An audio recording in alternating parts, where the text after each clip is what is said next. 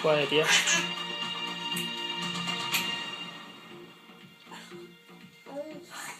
Good evening. It's 10 years since the US-led invasion of Iraq began.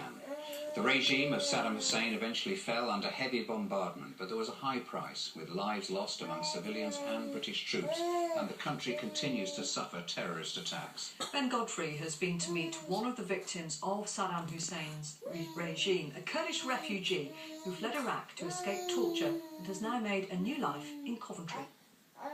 Nouri Ahmed was first imprisoned at the age of 12. As a university student, he was tortured. It's a scar when I was in prison. That's where they cut it with the sharp razors and then they put salt and lemon on it. It's a torture. His only crime was being Kurdish and believing in independence from Iraq. We would be arrested and hung to death. 100%. There's no doubt.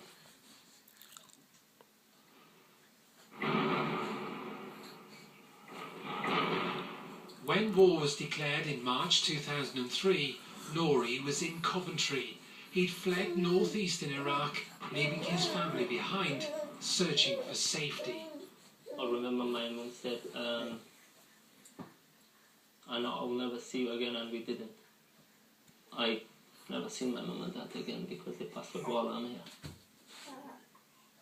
Nouri later found work and love. Now a British citizen, he has 2 young children with his partner Sonia. He could write a book. It's really interesting, you know. I was saying to him when the kids get older to tell them and, you know, make them involved as well in what he's been through in his life. Adjusting to life in Coventry was tough. We were getting like racist a few times, but I could cope with it because the main thing I ran away was my life, to be safe. When Saddam Hussein's regime was toppled, Nouri's long-standing fear diminished. 2 years ago, he was able to take his children to Iraq, but found a country divided. It's a failed state still because the country runs by the gangs within the government, and the gangs are always above the law. Matthew's new from reception. Nouri Ahmed stood face to face with death. Today, he's a receptionist at the Coventry Refugee and Migrant Centre. His is the first face these men and women see when they seek support. Ben Godfrey, BBC Midlands Today, Coventry.